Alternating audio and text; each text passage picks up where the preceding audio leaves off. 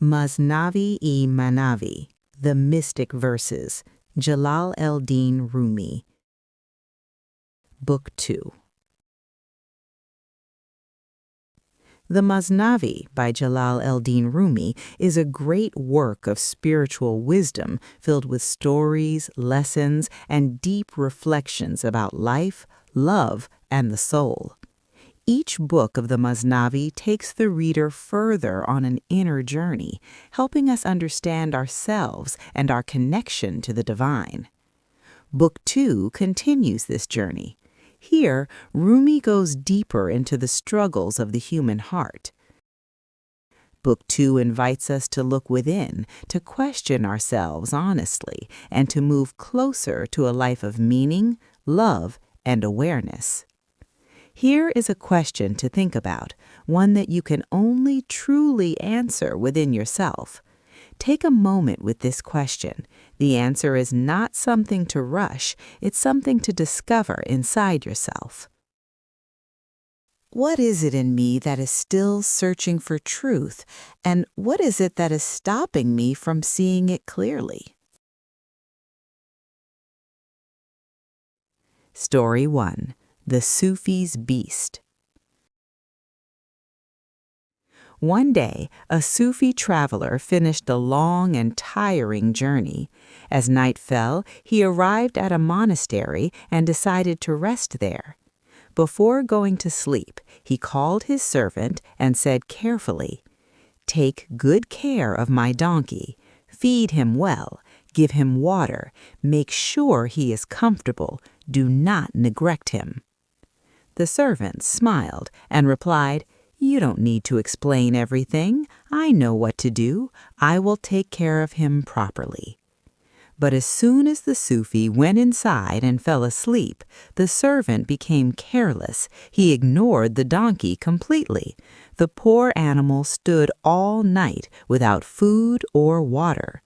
By morning, the donkey was weak, tired, and barely able to move. When the Sufi tried to ride him, the animal could not carry him. No matter how much he pushed or pulled, the donkey struggled to walk. The other travelers looked at the donkey and said, "This animal is no longer useful. It is better to sell it." So, without telling the Sufi, they sold the donkey to a passing traveler. With the money, they bought fine food, sweets, and torches. That night, they held a joyful feast. The Sufi, who knew nothing about what had happened, joined them. He ate with them, laughed with them, and listened to their singing. Again and again they sang one line, "The donkey is gone, the donkey is gone."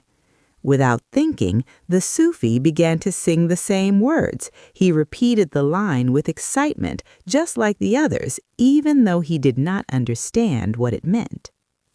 The next morning, he turned to his servant and asked, "Where is my donkey?" The servant replied, "It was sold yesterday." The Sufi was shocked. "Why didn't you tell me?" The servant answered, "I tried to tell you. I came to you many times, but you were singing with the others, 'The donkey is gone.'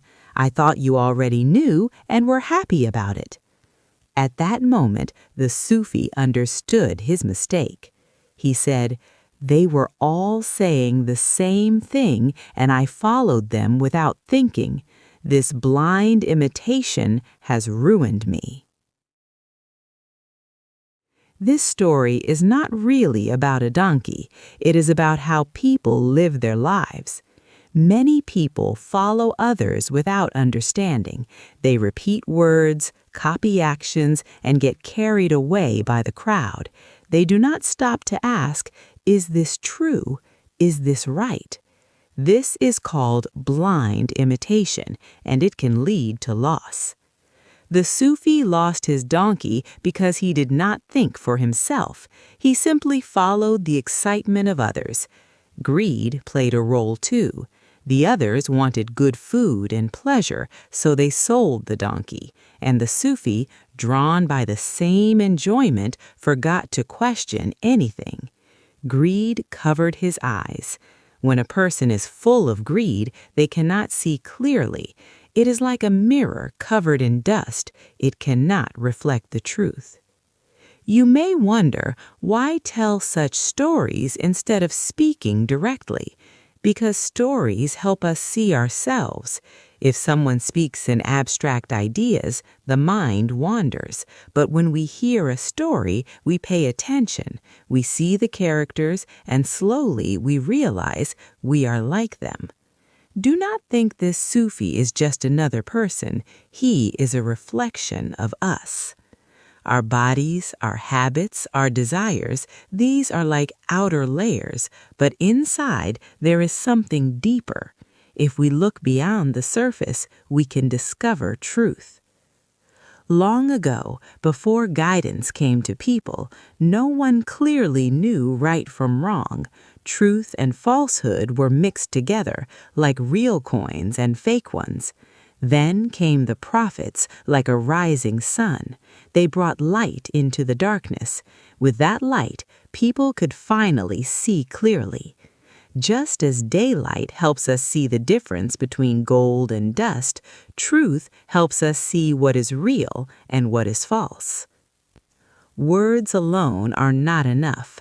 The same words can be true in one person and false in another. A wise person speaks from understanding, but a foolish person repeats words without meaning. It is like tools in the wrong hands. Even the best tools are useless if the person using them does not understand how they work. The Sufi said, "Blind imitation destroyed me," and this is the heart of the story. Do not follow others without thinking. Do not let greed close your eyes. Do not repeat words you do not understand. Instead, be aware. Look deeper. Seek truth with a clear and honest heart. Only then can you avoid losing what truly matters. Story 2: The Pauper and the Prisoners. There was once a poor man who had nothing, no home, no money, no work. One day he found his way into a prison, but instead of suffering there, he made it his home. The prisoners shared their food with him at first, but soon they began to notice something troubling.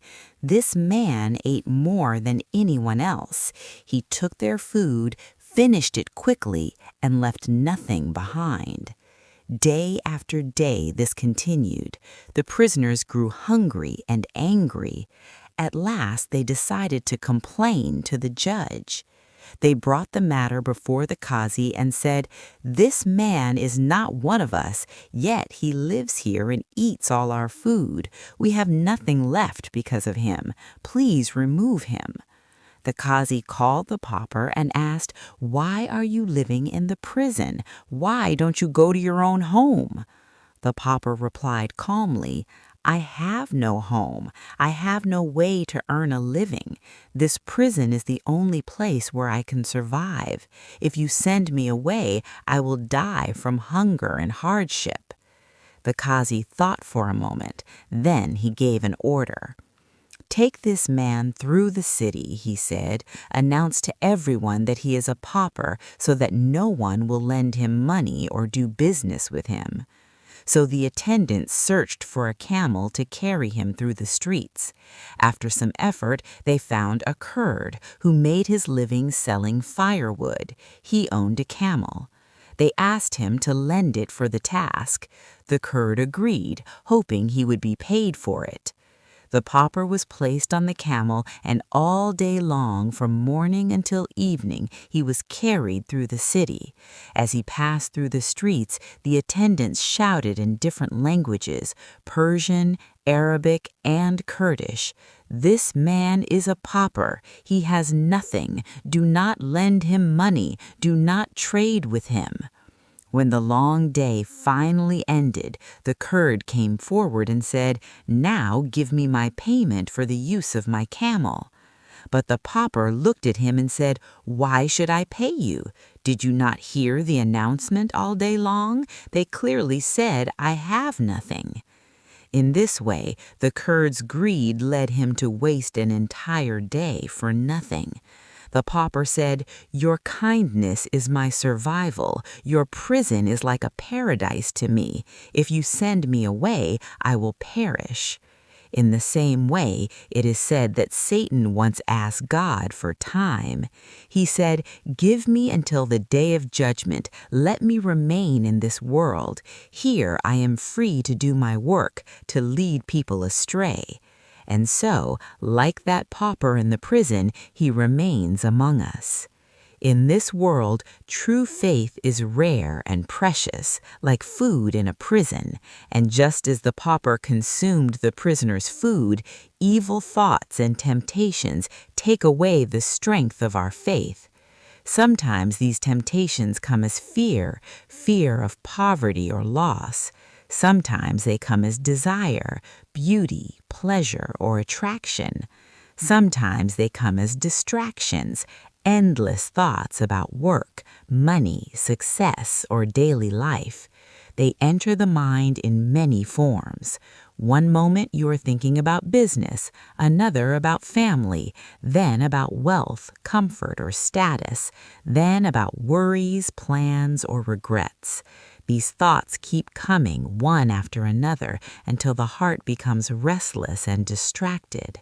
It is said that evil can take many shapes. Like a single dog appearing in 1,000 forms, it enters whatever it can, objects, situations, even your own thoughts. If it finds no outer form, it enters your mind, and once it is inside, it begins to pull you away from what is right. So, what should a person do? Clear your mind, watch your thoughts. Do not let every passing idea take control of you. Say, "There is no power but God," and hold on to that truth, because behind all the beauty we see in the world, there is a deeper source. The outer form is not the real thing, it is only a reflection. A wall may shine in sunlight, but the light does not come from the wall, it comes from the sun. So why give your heart to the wall? Why become attached only to appearances? Look beyond the surface, seek the source of the light. What is love really? People often fall in love with outward forms, with faces, bodies, or things, but when life leaves those forms, love disappears. Why? Because what they loved was not the true essence, it was only the outer shape. True love is not for something that fades, it is for what remains. If you learn to see with patience and clarity, you will begin to notice the difference between what is real and what is temporary. You will no longer be fooled by appearances. Everything we see in the world is like a workshop full of creations, but the Creator Himself is hidden. If you only look at the outside, you will miss the truth. To understand deeply, you must enter the workshop, the place where things are made, not just where they appear. Those who only look at the surface remain confused. There was once a king who feared a prophecy that a child would be born who would one day destroy him, so he tried to stop it. He ordered the killing of countless innocent children, hoping to prevent that one child from living. But despite everything, the child, Moses, was born and grew up safely even within the king's reach. The king searched everywhere for his enemy, not realizing that the very thing he feared was already near him. This is how people often live. They look for enemies outside themselves. They blame others. They fight others. They fear others. But in truth, their real enemy is within. It is the uncontrolled desire, the selfish craving, the restless greed, the endless wanting. A person might think, this one is against me, that one is my enemy, but in truth, it is their own inner state that troubles them. The pauper lived off others without shame. The Kurd lost his time because of greed. The prisoners suffered because they did not act sooner. And all of this reflects something deeper. Greed blinds us, distraction weakens us, and unguarded thoughts lead us away from truth. If you want to see clearly, let go of greed, be aware of your thoughts. Do not let every passing idea take control of you. Say, there is no power but God, and hold on to that truth. Because behind all the beauty we see in the world, there is a deeper source. The outer form is not the real thing, it is only a reflection. A wall may shine in sunlight, but the light does not come from the wall, it comes from the sun. So why give your heart to the wall? Why become attached only to appearances? Look beyond the surface, seek the source of the light. Story 3. The King and His Two Slaves. There was once a king who bought 2 slaves on the same day. One of them was very handsome. His face was bright, his appearance graceful, and anyone who saw him admired him at once. The other was the opposite. His face was plain and unattractive, and people turned away from him without a second glance. One day, the king decided to test them. He sent the handsome slave to the bathhouse. While he was away, the king called the other slave and said, "Your companion has spoken badly about you. He says you are dishonest and have a bad character. Tell me, what do you say about him?" The slave listened calmly and replied, "My lord, he is a good and noble man. His inner nature matches his beautiful appearance. Whatever he has said must be true." The king listened carefully. Then he said, "Outer beauty is not something lasting. It is only temporary. It fades quickly. What matters is not the outer form, but the inner reality, the soul." When we speak of beauty being rewarded, it does not mean physical beauty. It means the beauty of the soul, which is eternal. The slave answered respectfully, "That may be true, my lord, but even outward actions, good deeds and good thoughts leave their mark. They are not meaningless. Every action begins with a thought. Just as a builder first imagines a house before building it, or a gardener plans before planting, so all actions come from inner ideas. And this world itself is like a thought made real, a reflection of a greater mind." The king was pleased with his answer and sent him away. Then the king called the handsome slave. He said to him, "Your companion has spoken badly about you. What do you say in your defense?" The handsome slave immediately replied, "He is a liar and a worthless man. Nothing he says can be trusted." The king dismissed him at once. He said, "A person is revealed by their own words. What is inside them comes out through their tongue. A wise person controls their speech because safety lies in silence." This story teaches that true character is not shown by appearance, but by behavior and speech. The ugly slave spoke with kindness and respect even when he was tested. His words showed his inner goodness. The handsome slave, despite his beauty, revealed his inner faults through his harsh and careless words. What we say reflects who we are. There is a deeper truth behind all this. Throughout history, there has been a light, a divine wisdom that passes from one soul to another. This light first appeared in Adam, giving him knowledge and understanding. It was passed on to Seth, who carried that wisdom forward.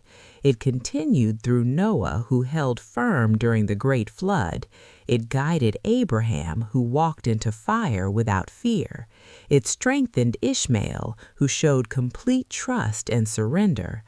This same light lived in David, who softened iron with his hands, in Solomon, who ruled even over unseen forces, in Jacob, who regained his sight through love, in Joseph, who understood dreams and hidden meanings. It gave power to Moses, whose staff overcame the magicians. It gave patience to Job, who remained thankful through suffering. It gave peace to Jonah, even in the belly of the whale. It raised Jesus to the heavens. It gave strength and truth to Muhammad, who carried its message to the world. And after them, this light continued to shine in many great souls, in Abu Bakr through loyalty and truth, in Umar through wisdom and justice, in Uthman through generosity and light, in Ali through courage and strength. It lived in Hassan and Hussein, who gave their lives in devotion. It shone in saints and seekers, people who left behind wealth, power, and comfort to seek something higher. Some were kings who gave up their thrones. Some were sinners who became wise. Some were unknown to the world, their names hidden, but their hearts full of light. This story reminds us, do not judge by appearances. Do not be fooled by beauty or status. What matters is what is inside, the heart, the intention, the truth. Your words reveal your inner state. Your thoughts shape your actions, and your actions shape your soul. If you seek that inner light, it can guide you, just as it guided those before you.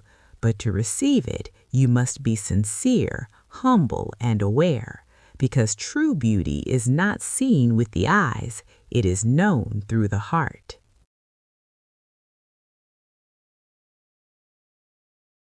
Story 4: The Falcon and the Owls. One day, a falcon lost his way. He had been flying high in the open sky, as he always did, close to the royal court where he belonged. But somehow he drifted far from his path and found himself in a strange and lonely place, ruins and abandoned lands where only owls lived. The owls saw him at once. They were startled. A bird like him did not belong there. His wings were strong, his presence proud, and his eyes sharp. To them, he looked dangerous. They gathered around him, whispering to each other. "He must be here to take our nests. He wants to destroy our homes. We should attack him before he harms us." Soon, they surrounded the falcon, ready to strike. The falcon remained calm. He said, "Why are you so afraid? I have no interest in your nests or your homes. I do not belong to this place. My home is with the king. I sit on his wrist. I fly at his command. I have no need for these ruins you live in." The owls laughed. "You expect us to believe that?" they said. "A strange bird like you living with a king? That is impossible. You are lying to save yourself." The falcon replied, "I am telling you the truth. I serve the king, and I am close to him. If you harm me, the king himself would be angered. He would not ignore it." But the owls shook their heads. "We trust what we see," they said, "and what we see does not match your story." The falcon sighed and said, "You are judging by appearances alone. You see me here among ruins, and you think I belong here, but you do not know my true place. It is true, I am not the king. I am not equal to him, but his light shines through me. Because I stay close to him, I reflect something of his power and presence. Think of water. When it enters a plant, it becomes part of it, even though it is different in nature. In the same way, I carry something of the king within me. He paused, then continued, "I am nothing more than dust at the king's feet, but even that dust is honored because of where it rests. If you wish to arise above this place, you must learn from what you see in me. Do not just look at my form, understand what it represents. If you follow the outer form without understanding, you may be misled, but if you understand its meaning, you may come closer to the truth." Many people become trapped by appearances. They see only the outside and miss what lies within. Yet sometimes, even by following an outer form, a person may be led towards something deeper. The body and the soul are connected, but they are not the same. The eye sees, but its power is hidden in something as simple as fat. The heart holds courage, yet it is only a piece of flesh. Thought lives in the brain, love in the heart, desire in the body. These connections exist, but we do not fully understand how. In the same way, the soul is connected to something greater. There is a deeper connection behind everything. The universal soul is connected to individual souls, and from this connection, something new is created, like a pearl hidden within. It is like the story of Mary, who carried something pure and miraculous within her. But this is not about a physical birth, it is about a spiritual one. From one soul comes another, from one world comes another. Creation continues endlessly, layer upon layer. If we tried to count all these levels, we would never reach the end. The falcon knew who he was, even when others doubted him. The owls judged him by where they found him, not by what he truly was. And this is how people often live. They trust appearances. They fear what they do not understand. They reject what seems unfamiliar. But truth is not always visible on the surface. So learn to look deeper.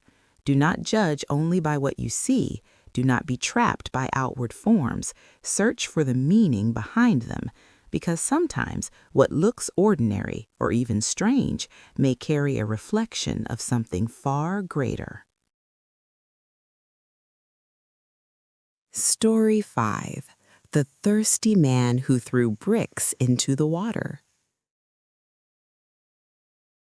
There was once a man who was very thirsty. After a long walk in the heat, he finally found a tank filled with cool water. But there was a problem. The tank water was surrounded by a high wall. He could not reach it or drink from it. The man became frustrated. Instead of finding a way to drink, he began removing bricks from the top of the wall. One by one, he pulled them out and threw them into the water below. The water spoke to him and said, "What are you doing? What do you gain by throwing bricks into me?"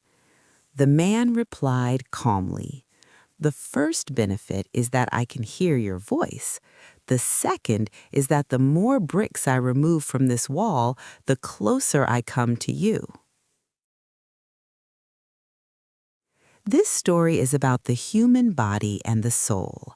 As long as the wall of physical desire and attachment stands, we cannot reach the water of true life, the deeper spiritual reality.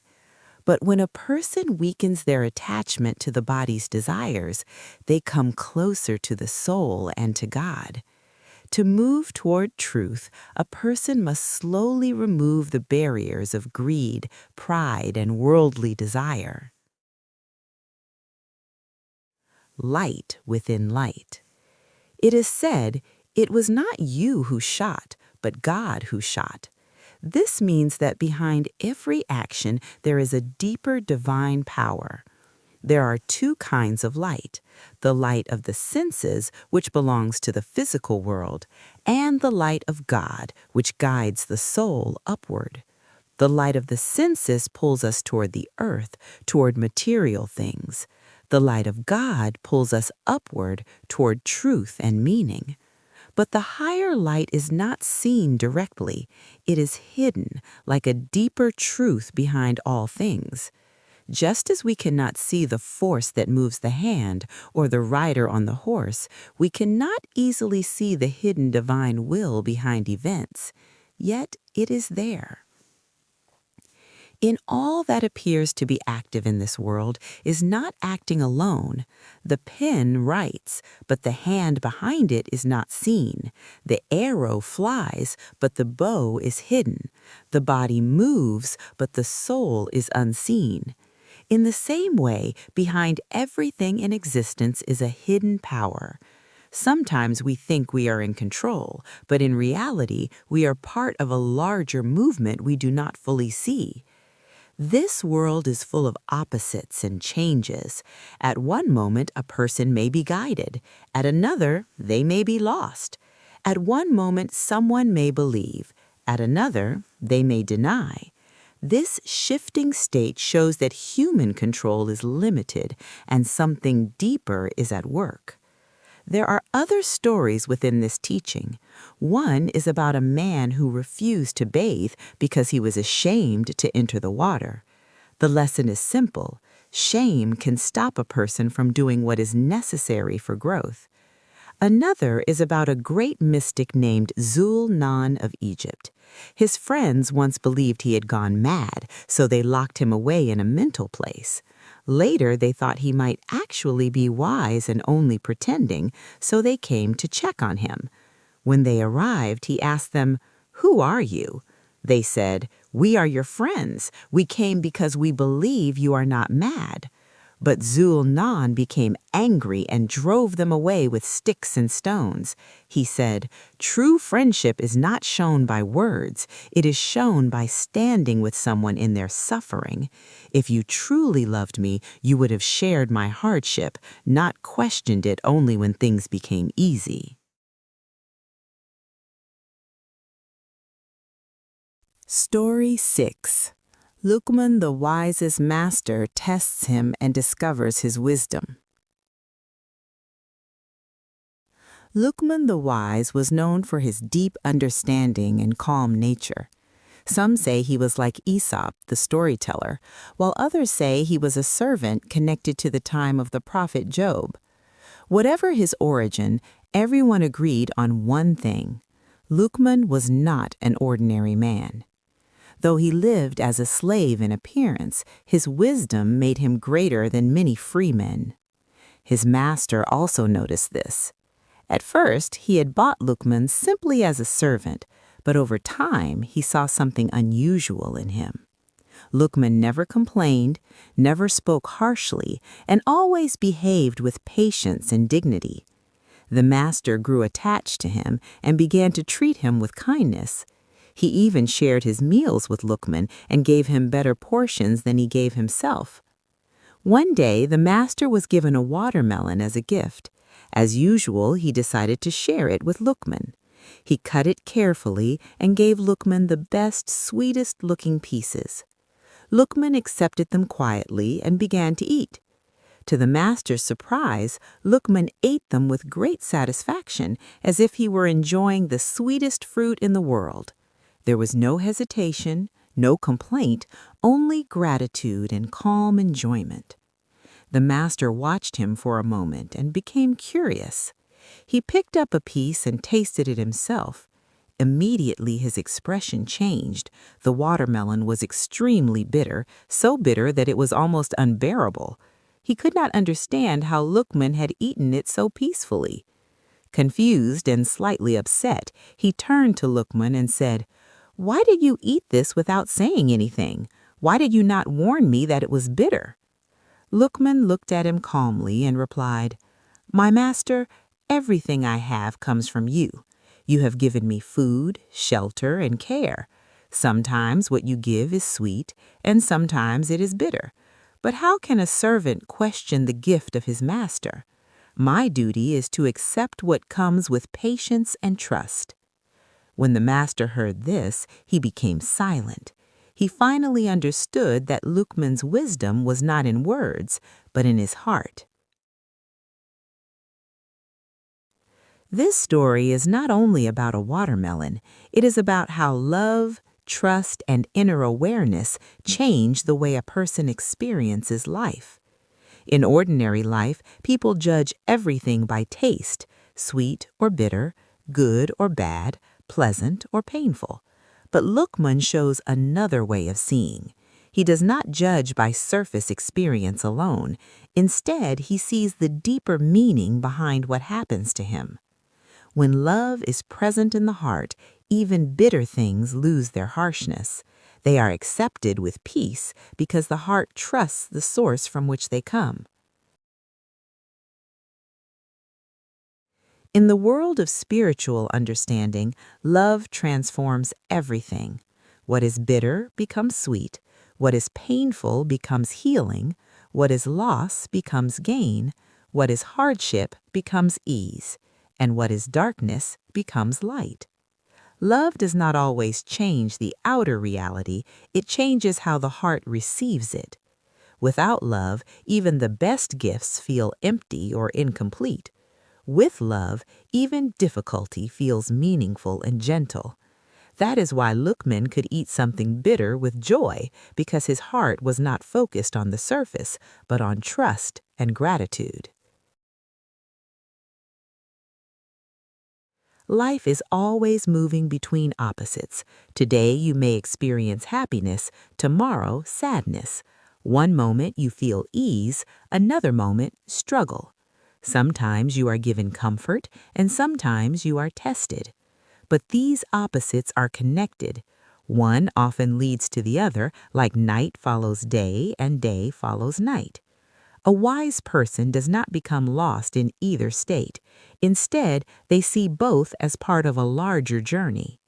If you only know joy, you cannot understand patience. If you only know ease, you cannot understand strength. True wisdom comes from seeing both sides without being controlled by either. Inner strength and trust. To reach this level of understanding, a person needs inner strength. Like Abraham, who was willing to walk into fire with complete trust in God, a person must learn to rise above fear and confusion. For him, fire was not just destruction, it became something that could not harm the truth within him. In the same way, Lukman's response shows inner stability. He does not react emotionally to what happens. He does not complain or resist. Instead, he accepts and reflects. This does not mean he lacks awareness. It means he has deeper awareness. He understands that not everything is meant to be judged quickly. Some things are to be accepted, endured, and understood over time. Lukman's master thought he was testing Lukman, but in the end, Lukman revealed a deeper truth. True wisdom is shown in not reacting to pleasure or pain. It is shown in how calmly and wisely a person receives both. Life will always bring both sweet and bitter moments, but the heart that is trained in patience and love will not be shaken by either. Instead, it will say, "What comes from the hand of life, I accept it with understanding, and I look for the meaning behind it, not just the taste of it." That is the wisdom of Lukman.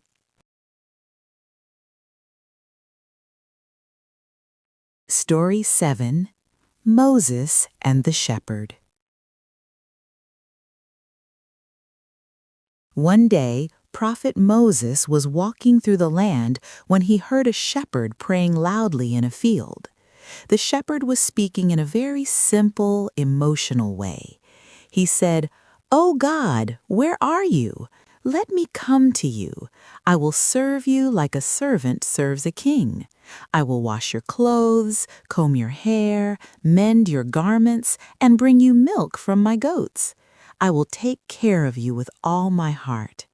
He spoke as if God were a human being sitting nearby. When Moses heard this, he stopped. He felt shocked and upset. He said to the shepherd, "What are you saying?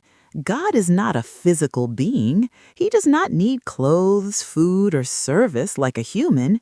You are speaking wrongly and disrespectfully. You should not say such things." The shepherd was completely silent. His face turned pale. He felt ashamed as if he had committed a great sin. Without saying another word, he tore his clothes in grief and ran away into the desert crying. He felt that he had been rejected by God. But then something unexpected happened. A voice came from heaven speaking to Moses. "O Moses, why did you drive my servant away?" Moses was shocked. He said, "Oh Lord, I only wanted to correct him. He was speaking wrongly about you." But the voice continued, "I did not look at his words. I looked at his heart. He spoke to me with love, even though his words were simple and imperfect. You were meant to bring people closer to me, not push them away." Then God explained, "Every person has a different way of expressing love for me. Some people speak with wisdom and knowledge. Others speak with simple words like children. But I accept all of them if their hearts are sincere. I do not need their words. I do not need their actions. I am beyond all needs. What I want is not perfect speech, but a burning heart filled with love." Hearing this, Moses became silent and thoughtful. Then God continued, "To each person I have given a different way of understanding me. One's way may not be suitable for another. What looks wrong in one speech may be right in their heart. I look at the inside, not the outside. I look at the truth behind the words, not the shape of the words themselves." Meanwhile, the shepherd was still running through the desert crying. He kept saying, "I spoke wrongly. I have ruined my connection with God. I should never have spoken." He felt completely broken and far from God. But then a message came to Moses from God.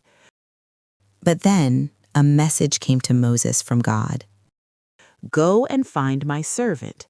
Tell him that I am not angry with him. I accept his love. Tell him that I do not look at correct language. I look at sincerity." Moses immediately went into the desert and found the shepherd still crying. He gently said to him, "Do not be sad. God has forgiven you. He told me that he accepts your love." The shepherd stopped crying. He could not believe it. He said, "But I spoke wrongly." Moses replied, "God does not listen to words the way we do. He listens to the heart behind them." Slowly, the shepherd's sadness turned into peace. He understood something important. Love does not always need perfect words. Love is not about correct language or correct form. It is about the heart reaching toward God in its own way. Moses also learned something deeply important that day. He learned that people are not all the same. Each person has their own way of loving, understanding, and connecting with the divine. Some express it beautifully and correctly. Others express it simply and imperfectly. But what matters most is not the form, it is the feeling inside. Because God does not look at how perfect the words are. He looks at how sincere the heart is. And a heart that burns with love is always accepted.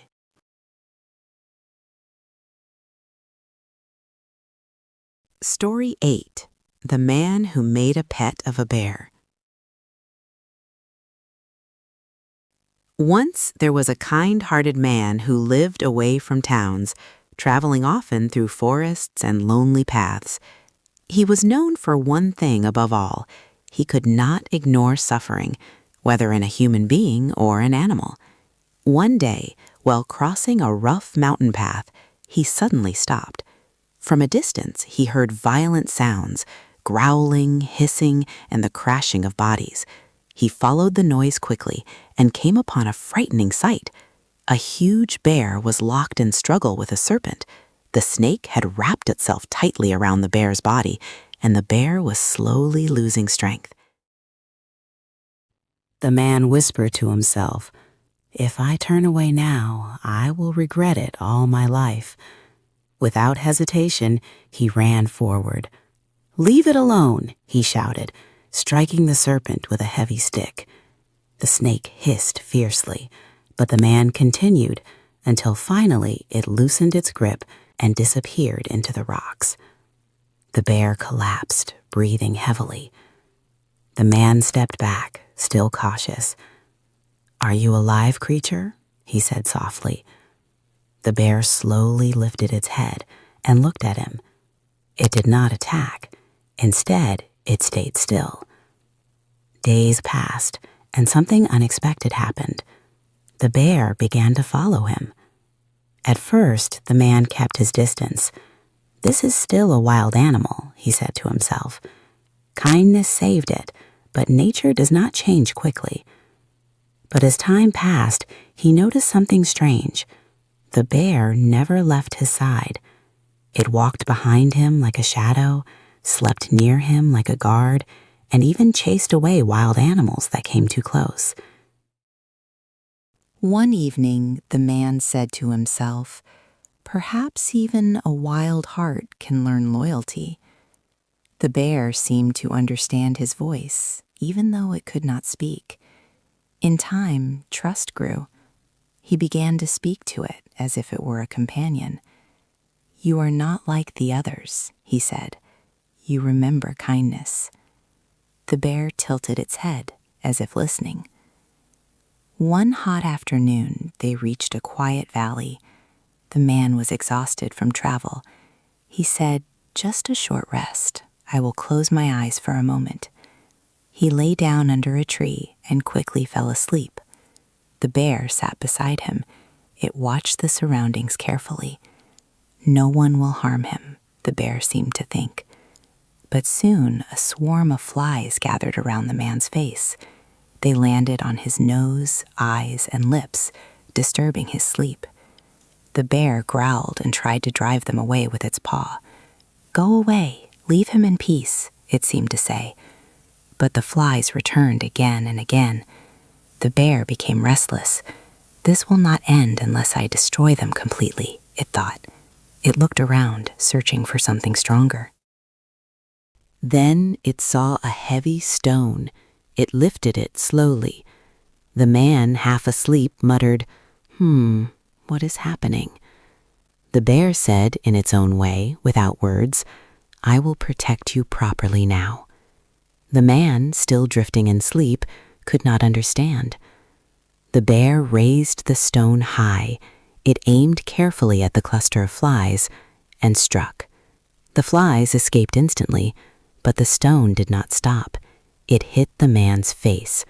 A cry broke the silence. The man woke up in pain, blood on his face. "What? What have you done?" he cried. The bear froze. It dropped the stone and stepped back. "I only wanted to help you," the bear's silence seemed to say. The man groaned, holding his face. "Help me? You have destroyed me."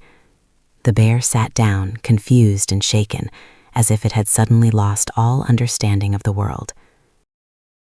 Later, when the pain was remembered as lesson rather than only suffering, the meaning became clear. A passerby said, "He loved you." The injured man replied bitterly, "Yes, but love without wisdom is a hidden enemy." Help is not just intention. Help is knowledge. A blind helper can harm more than a visible enemy. Even mercy must be guided, or it becomes destruction wearing the mask of kindness. Moses once saw people refusing truth again and again. He became frustrated and said, "Why do they not see what is so clear?" But the answer came. Truth is not only seen, it is received, and what is not prepared within cannot recognize what is outside. One man said, "But the signs are clear." The reply came, "Clear water cannot enter a closed vessel." The bear was not evil. The man was not careless. But ignorance was present in both action and response. And so the lesson remains. Good intention is not enough. Love is not enough. Even loyalty is not enough. Without wisdom, even protection becomes destruction. Story 9. The Gardener and the Three Friends. One day, Prophet Moses heard a mysterious message from the unseen world. "O Moses, why did you not visit me when I was sick?" Moses was shocked. He said, "O Lord, you are beyond sickness. How can this be?" Then came the answer. "When one of my servants, one of my beloved ones, is sick, I regard that sickness as my own. Whoever wishes to be close to me must not turn away from those I have chosen." Moses understood that closeness to God is not only in prayer and words, but also in how one treats those who are close to him. To explain this truth, the story is told of a gardener who had a large garden filled with fruit trees, figs, grapes, and pomegranates. One day, 3 friends entered the garden together. They were close companions, laughing and talking as they walked. At first, they admired the beauty of the place. One of them said, "Look at these fruits. Surely the gardener will not mind if we taste a little." Another laughed, "Just a few will do no harm." And so slowly they began picking fruit, eating freely, and enjoying themselves. When the gardener saw them, he became angry. But he also noticed something important. He thought, "As long as they remain united, I cannot handle them. Together they are strong. But if I separate them, I can deal with each one." So he decided to use a trick. He approached them kindly and said, "There is something important I must tell you, but only in private." The friends, trusting him and not thinking carefully, agreed. The first friend was called aside. The gardener spoke gently at first, then accused him sharply and punished him for stealing fruit. The friend shouted, "This is unfair. My friends will support me." But they were not there. One by one, the same thing happened. Each friend was called separately. Each was confronted alone, and each was punished without the protection of the others. When they finally reunited outside the garden, they were bruised, ashamed, and silent. One of them finally broke the silence and said, "We made a grave mistake." The others asked, "What mistake?" He replied, "Our real mistake was not just entering the garden or eating the fruit. It was leaving each other. If we had stayed together, none of this would have happened. But separated, we became weak." This story is not only about a garden. It is about unity, trust, and spiritual companionship. Just as the gardener could not confront them while they were united, life's difficulties are easier to face when hearts remain together in sincerity and support. And just as separation made them weak, spiritual separation makes a person vulnerable. Now the meaning of the earlier message becomes clear. God's chosen ones are like that garden's hidden protection. To turn away from them is to turn away from guidance itself. To neglect those who carry divine meaning is like abandoning the path while still thinking you are safe. The friends learned too late that strength is not only in the individual, it is in unity. And the deeper teaching is this: do not separate yourself from truth, from goodness, or from those who remind you of the higher path. Because once divided, even the strongest become vulnerable. Story 10. Bayezid and the Saint. Bayezid of Bastam was a well-known Sufi mystic, famous for his intense love of God and his years of spiritual discipline. One year, he set out on a long journey to perform the pilgrimage to Mecca. But for Bayezid, this was not only a physical journey, it was also a journey of meeting saints, wise men, and spiritual guides along the way. At every town he passed through, he stopped to meet the people of insight, those who had turned away from the world and devoted themselves to inner truth. He listened to their words, learned from their silence, and reflected deeply on his own heart. He thought, perhaps every saint is a mirror. Perhaps I will see myself more clearly in them. At last, in a quiet and simple village, Bayezid met an old dervish. The man was not dressed in fine clothing, nor surrounded by followers. He sat calmly, as if he belonged to nothing in this world and everything beyond it. When Bayezid saw him, he felt a strange stillness inside him. The dervish looked at him and asked gently, "Where are you going, O Bayezid?" Bayezid replied with respect, "I am going to Mecca. I am on my way to the house of God." The dervish nodded slowly, then asked, "And what have you prepared for this journey?" Bayezid answered, "I have gathered 200 silver coins. I carry them with me for travel and needs along the way." The dervish smiled slightly, but did not respond immediately. He looked at Bayezid for a long moment, as if seeing something beyond his words. Then he said, "Put aside what you are carrying. Sit with me a while." Bayezid was surprised, but remained silent.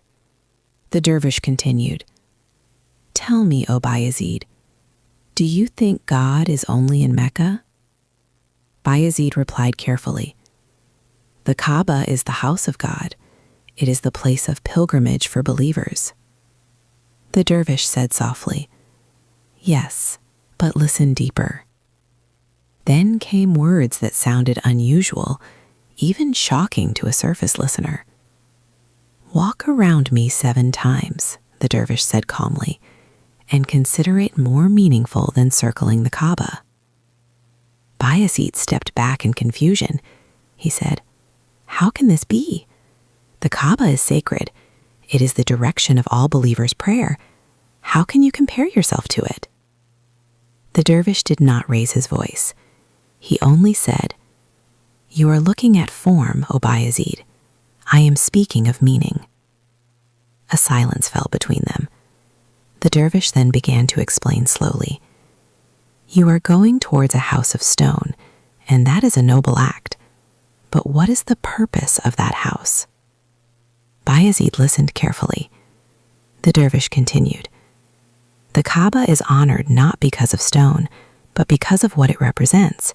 It is a symbol pointing to the divine. But the divine is not contained in direction or walls. When the heart awakens, every place becomes a sign. When the heart is asleep, even sacred places are only shape and structure." Bayezid remained quiet. The wind moved through the trees, and for a moment everything felt heavier and deeper. Then the dervish said something even more direct. "O Bayezid, you are searching for God in a distant land. But tell me, who is it that is doing the searching?" Bayezid replied softly, "It is I who is searching." The dervish said, "Then begin with the one who is searching. Know that one first." Bayezid lowered his gaze. The words entered him deeply.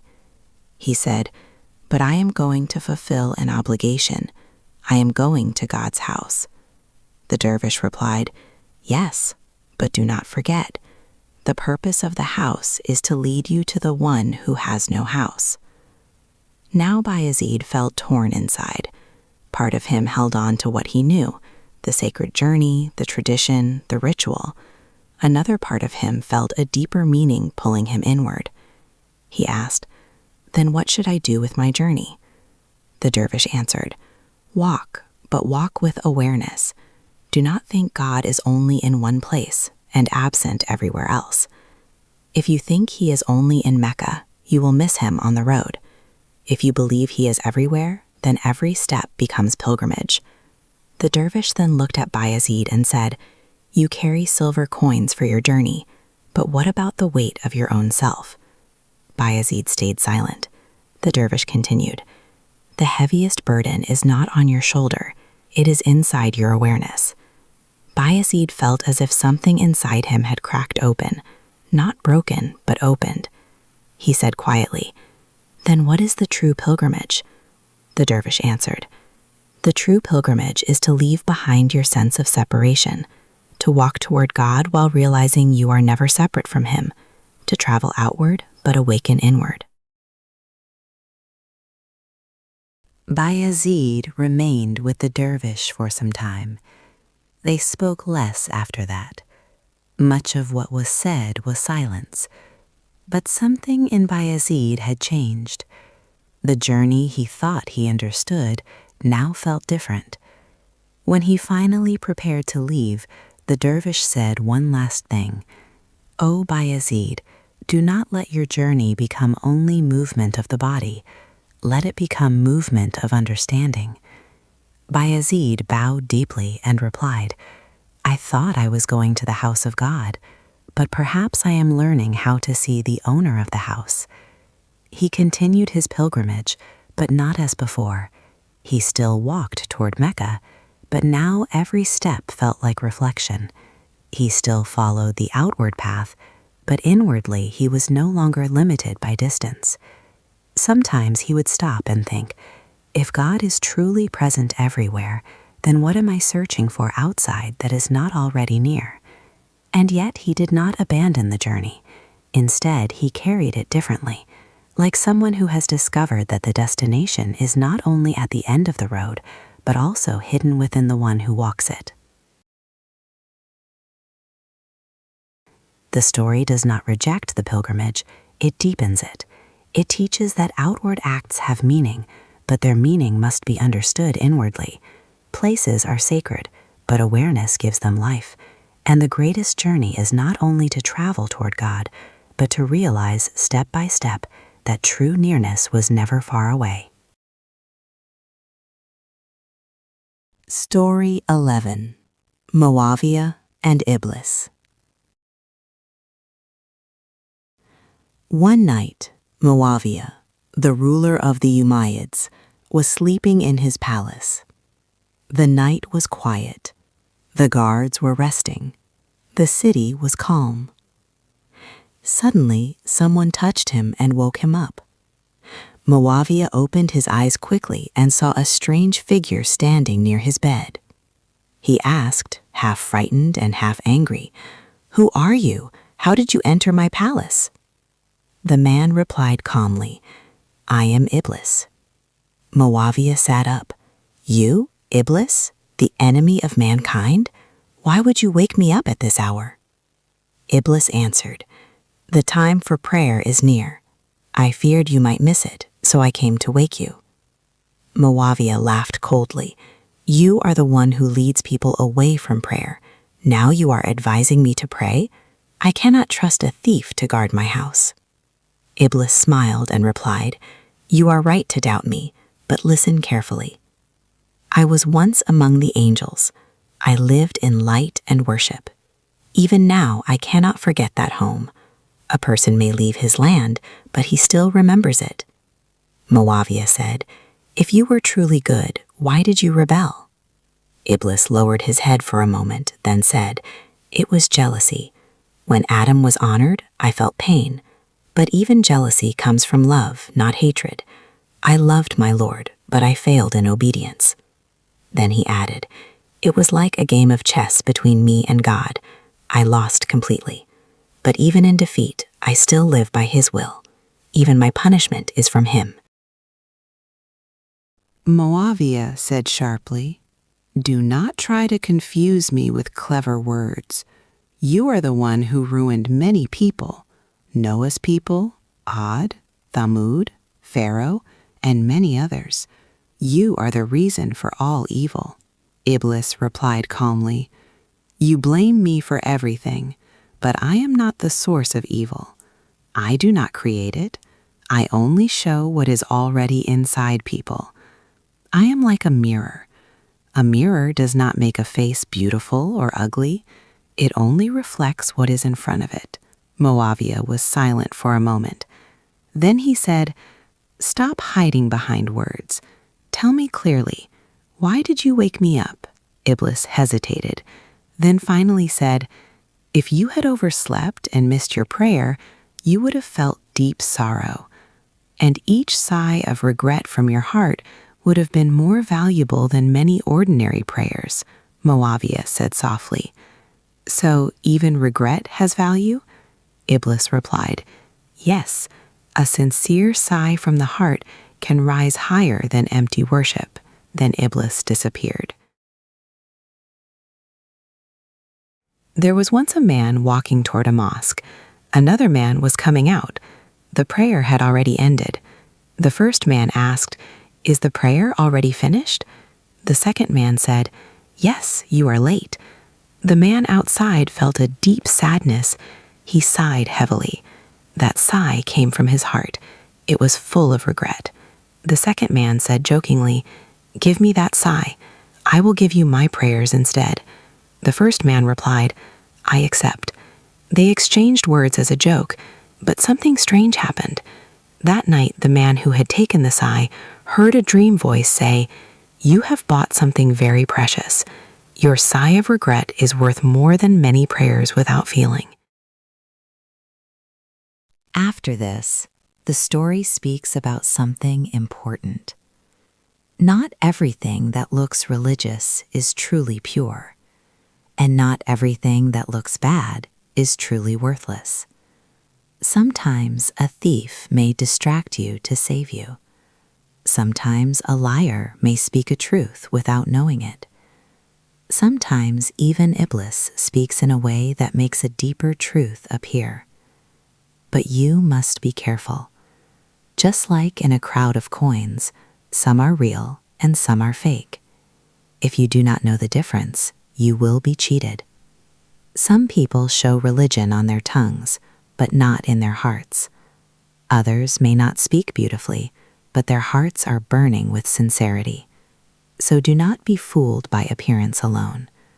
Truth is hidden, like a treasure in the middle of many imitations, and only a careful heart can find it. Story 12. The Four Hindustanis Who Blamed Each Other. 4 men from Hindustan once went to a mosque to pray. They stood in a row, facing the Qibla. As soon as the prayer began, each of them became focused and serious. They raised their hands and said, Allahu Akbar, and entered into prayer. At first, everything was peaceful and silent. But then, just as they were deep in prayer, the muazzin, the one who calls people to prayer, walked into the mosque. One of the 4 men suddenly forgot where he was. He turned his head and called out loudly, Hey muazzin, have you already called the adhan? It seems like it's already time. The moment he spoke, the second man became angry. He whispered sharply, Stop, you have ruined your prayer. Speaking during prayer breaks its purity. The prophet has warned against this. Hearing this, the third man got upset. He said, You foolish man, why are you scolding him? You are worse than him because now you too have wasted your prayer by arguing. Now the fourth man, seeing all this chaos, shook his head and said proudly, Praise be to God. At least I have not fallen into the mistake that all 3 of you have fallen into. I am safe from error. But in truth, while each of them was judging the other, none of them noticed that their own prayer had been ruined by pride, anger, and distraction. They had all entered the mosque to remember God, but instead they became busy watching and correcting each other. The real lesson is simple. do not become so busy correcting others that you forget yourself. A person may think, I am better than him, or I am more careful than the others, but this thought itself can destroy the purity of worship. Sometimes a person falls into a trap without even realizing it, just like a man who sees others fall into a pit and laughs, only to find that he is standing on the same edge. Another story, the prisoners. Once, 2 prisoners were captured by a tribe. The captors planned to kill one of them in front of the other. They hoped the fear would make the second prisoner reveal where hidden treasure was. As they prepared for execution, one prisoner understood the trick. So he turned to the captors and said calmly, "O honorable lords, why take the trouble of killing one? If you want fear, kill my companion instead, and let me be the one who becomes afraid." The meaning was clear. He understood that fear, blame, and confusion can turn people against each other. And sometimes, in trying to protect yourself by judging others, you forget that you are in the same danger.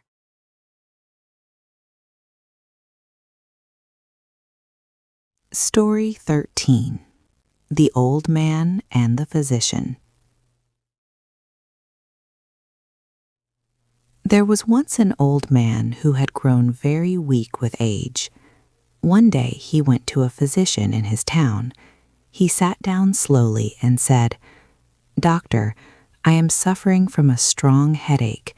It troubles me every day." The physician looked at him carefully for a moment and said, "This is not a separate illness. It is simply because of old age." The old man nodded, though he did not fully like the answer. After a while, he said again, "My eyes are not what they used to be. I cannot see things clearly anymore, even in daylight." The physician replied in the same calm voice, "This too is because of old age." The old man sighed and shifted in his seat. Then he continued, "My back hurts all the time. I feel pain when I sit, pain when I stand, pain even when I lie down." The physician said again, "This is also because of old age." The old man now began to feel irritated, but he still continued, as if trying to prove that his suffering was different in each case. "My stomach does not digest food properly," he said. "I feel weak after eating." The physician replied, "Old age." The old man said, "I cannot breathe properly. My chest feels tight." The physician answered, "Old age." The old man said again, almost frustrated now, "My legs are weak. I cannot walk as I used to. Even small steps feel heavy." The physician said once more, "Old age." His face turned red, and he raised his voice. "O ignorant doctor, are you blind to my suffering? Do you not know that for every illness God has created a cure? How can you reduce all my pain to just one thing?" He was clearly angry now. His patience had broken. The physician looked at him for a long moment and then said quietly, "Yes, and this anger of yours is also because of old age." The old man was shocked. The physician continued, "Your body is weakening, and with it, your patience has also weakened. Your mind is no longer as steady as it once was. That is why you get angry so quickly, even at simple words." The old man fell silent. For the first time, he realized something. All his complaints were not separate problems. They were all connected to one deeper reality. His body was simply growing old. Sometimes a person thinks he is facing many different problems, one pain here, another weakness there, another difficulty somewhere else. But in truth, all of them may come from one single root cause. Just like old age slowly affects every part of the body, inner weaknesses also affect every part of a person's behavior. A person may think, "I am only angry today," or "I am only impatient today," or "I am only confused today." But often these are not separate issues. They come from a deeper condition inside the heart. The story also points to something even deeper. People often see problems only on the outside and try to fix each one separately. But the real issue is often inside. Just as a weak body produces many different symptoms, a troubled heart produces many different faults: anger, pride, jealousy, and lack of patience. And sometimes when a person is told the truth, he becomes angry instead of reflecting. But that anger itself is also part of the same inner weakness he is trying to deny. So the wise person does not only ask what is wrong with each symptom, he asks, what is the root of all these symptoms inside me? Story 14. The Arab Carrier and the Scholar. An Arab man was traveling across the desert with his camel. The journey was long, and he had packed his goods carefully for the road. He had 2 large sacks. In one sack he placed wheat, his main food and supply for the journey. In the other sack he placed sand, only to balance the weight so the camel would walk evenly. As he moved through the desert, the camel walked slowly under the load. After some time, the Arab met a man on the road, a scholar who spoke about religious traditions and teachings. People respected this scholar for his knowledge. The scholar looked at the camel and asked, "What are you carrying in those sacks?" The Arab replied honestly, "One sack contains wheat. The other contains sand, just to balance the load." The scholar immediately frowned and said, "This is foolish. Why carry useless sand?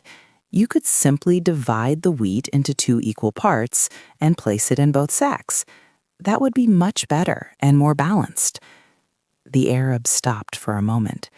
He looked at the scholar with admiration and said, "By God, what wisdom! I had never thought of this. You must be a great man, perhaps a governor or a minister or a rich nobleman." The scholar smiled and said, "No, I am none of these. I am a poor man. I have no wealth. I only have knowledge, and even that has not given me comfort. It has only given me fatigue, confusion, and headaches. I do not even know where my next meal will come from." The Arab became silent for a moment. Then he shook his head and said, "If that is so, then get down from my camel." The scholar was surprised. "Why?" he asked. The Arab replied simply, "Because I see that your knowledge has not given you wisdom in life. It has not given you ease, nor direction, nor stability. If your knowledge has brought you only trouble, then it is not the kind of knowledge I need on my journey." So the scholar climbed down from the camel and continued on foot. The Arab continued his journey alone. Not all knowledge is equal. Some knowledge is only words, learned, repeated, but not lived. And some knowledge is deeper. It gives clarity, direction, and inner strength. The Arab thought the scholar was wise because he spoke cleverly about sacks and weight, but when he learned that this knowledge had not improved the scholar's own life, he began to question its value. Deeper meaning. The story is not really about wheat, sand, or camels. It is about 2 kinds of knowledge: knowledge that stays on the tongue and knowledge that enters the heart. A person may know many things, but if it does not improve his character, peace, or understanding of life, then it remains incomplete. Real wisdom is not just knowing how to correct others. It is knowing how to live correctly oneself. And sometimes, even a simple person with practical understanding may be closer to truth than someone who only speaks beautifully but cannot apply what he knows. The journey of life is not carried by information alone. It is carried by understanding, balance, and inner truth. And knowledge that does not lead a person to humility, clarity, and better action is like a heavy load that has no benefit on the road.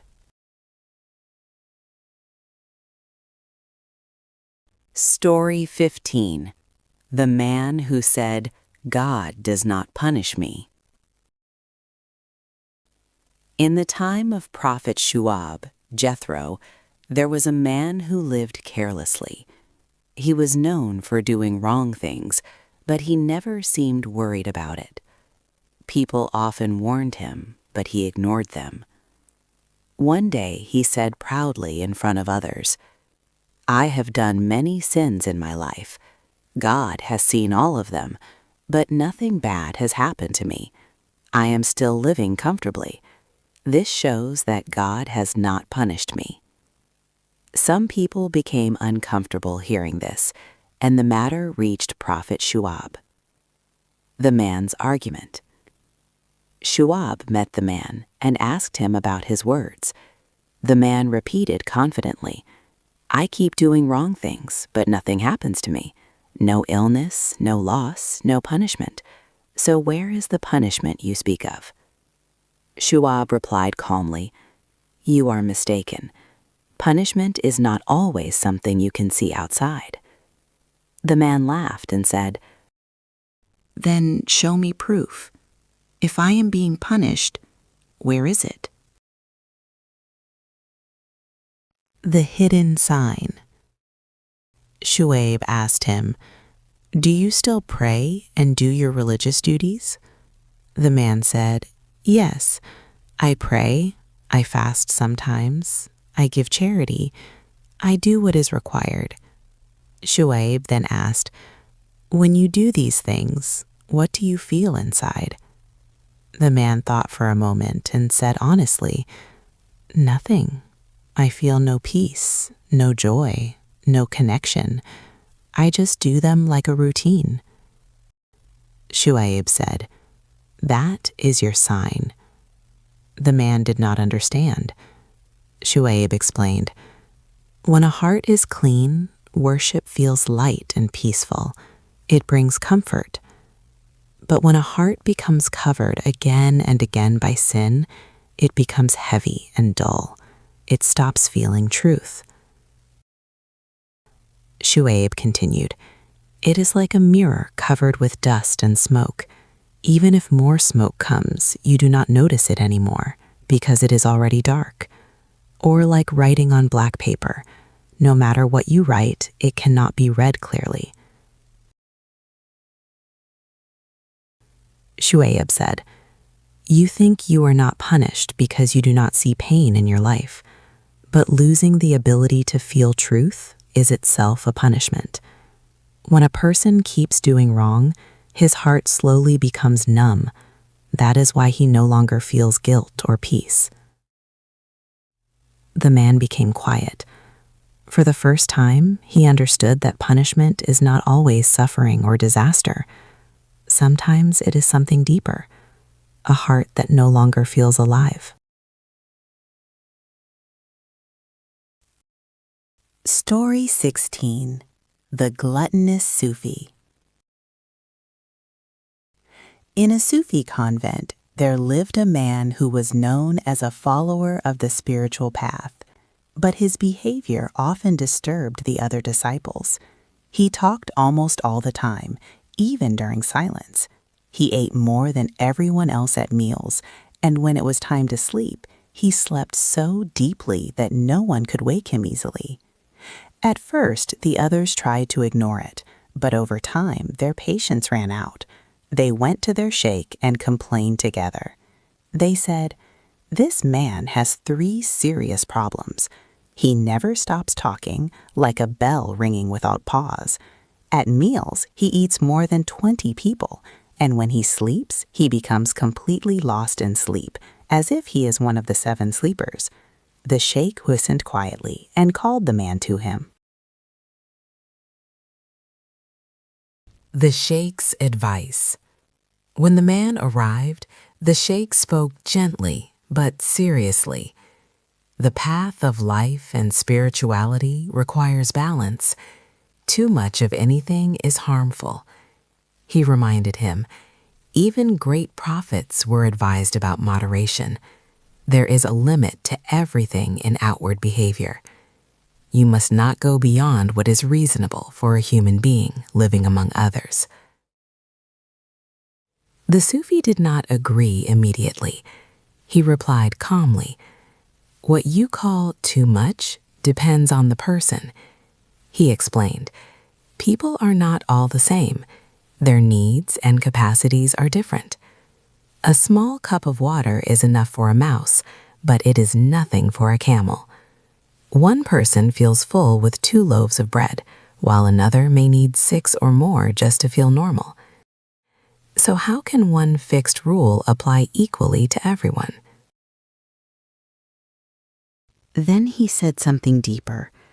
"You are judging me only by outward actions, but my inner condition is not like yours.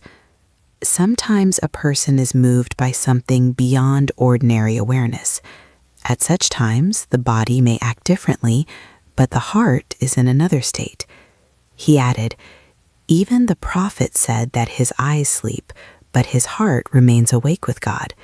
So do not assume that what you see on the surface is the full truth." The sheikh replied, "Yes, inner states exist, but that does not remove the need for discipline. A person may feel something deeply inside, but he still lives in a world with others. His actions affect them. Balance is not only for the body, it is also for harmony with people." The sheikh paused and said, "If everyone followed only what they felt inside, without limits, life would become chaos." The Sufi answered, "But not all people are at the same level of understanding. Some are ruled by outward rules alone. Others are guided by something deeper inside. For someone in a strong inner state, actions may look unusual to those who do not understand it. What seems like excess to you may feel completely natural to me." He added, "My sleep is not ordinary sleep. My eating is not ordinary hunger. My speech is not ordinary talking." The sheikh then gave an example. A child recognizes the voice of its mother instantly, without needing proof. A thirsty person does not ask for evidence when given water. They drink immediately. In the same way, a true inner truth is recognized by those whose hearts are open. He continued, "But if the heart is not trained, even truth will seem strange or false. That is why people disagree, even when they see the same thing." The disciples stood quietly after hearing this. Some still felt the Sufi was wrong in his behavior. Others began to think more carefully and were no longer so sure. The sheikh ended the discussion with a final reflection. Outward behavior can be judged by rules, and rules are necessary for order. But inner experience is not easily measured by outward eyes. What looks like excess to one person may be a different reality to another. And the gathering ended without full agreement, but with deeper understanding. This story shows 2 sides of understanding. One side believes in balance, discipline, and visible order. The other believes in inner states that cannot always be measured outwardly. And between these two, many misunderstandings arise. Because sometimes what is normal for one person may look strange to another, depending on how deeply they can see. Story 17. The Tree of Life. A wise man once told a story in a gathering of seekers. He said that in the land of Hindustan there was a legendary tree, unlike any ordinary tree in the world. It was known as the Tree of Life. This tree, people said, had a strange and wonderful quality. Whoever ate from its fruit would never die. It gave eternal life. Many kings, scholars, and travelers heard this story.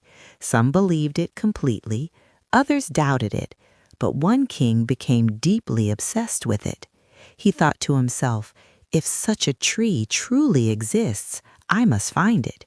It will make my kingdom and my name eternal. So the king called one of his most trusted courtiers and said, "Go to Hindustan, search every forest, every mountain, every valley. Find this tree of life. Do not return without it." The courtier bowed and accepted the task, and so his long journey began. He traveled for many months across distant lands. He crossed deserts, rivers, and cities. In every place he went, he asked the same question: "Have you seen the tree of life, the tree whose fruit gives immortality?" Some people laughed at him. Some said, "We have never heard of such a thing." Some gave him false directions just for amusement, and some pretended to know, sending him in circles just to waste his time. The courtier became more and more tired. His hope slowly began to fade.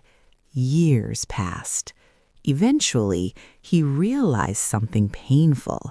He had searched everywhere in the outside world, but found nothing. Finally, exhausted and empty-handed, he returned to the land of his king. The king was disappointed and asked, "Did you find it?" The courtier said softly, "No, I searched everywhere, but I found no such tree." At that moment, the courtier remembered something. There had been one man earlier who had first told him about this tree, a wise sage. So he decided, before giving up completely, to visit him one last time. He traveled again and reached the sage. This time he did not come as a proud traveler. He came as a broken man. He said, "Respected teacher, I followed your words. I searched the whole world, but I found nothing. Either the tree does not exist, or I am not worthy of finding it. Please tell me the truth." The sage smiled gently. Then he said, "O seeker, you searched in the wrong direction." The courtier was confused. The sage continued, "The tree of life is not a tree that grows in any land you can travel to with your feet. It is not in Hindustan or anywhere on the map." The courtier asked, "Then what is it?" The sage replied, "The tree of life is the tree of knowledge. It is the tree of understanding, awareness, and inner truth." The courtier was silent. The sage explained further, "This tree is not one thing in one form. It appears in many forms. Sometimes it is called a tree. Sometimes it is called light. Sometimes it is called wisdom. Sometimes it is called the ocean of truth. Sometimes it is called the sun that gives life to everything." The courtier listened carefully. The sage said, "If you chase names, you will remain lost forever. But if you seek meaning instead of appearance, you will find what you are looking for."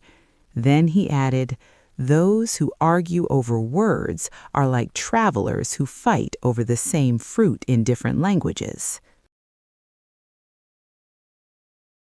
The story of the 4 travelers. The sage then told him another example. Once, 4 men were traveling together, a Persian, an Arab, a Turk, and a Greek. They were all hungry and had only 1 coin between them. They decided to buy fruit. The Persian said, "I want angur." The Arab said, "No, I want inab." The Turk said, "I want lazum." The Greek said, "I want stafile." They did not understand each other's language, so each thought the other was asking for something different. A serious argument began. Voices rose. Anger grew. They were about to fight. Just then, a wise man passed by. He listened for a moment and then smiled. He said, "You are all asking for the same thing. You all want grapes." The four men were shocked. Slowly, their anger disappeared. They realized their mistake. They had been fighting over words while desiring the same fruit. The sage turned back to the courtier and said, "This is how most people lose the truth. They chase different names, different forms, different labels. But the essence behind them is one. If you remain trapped in names, you will never reach reality.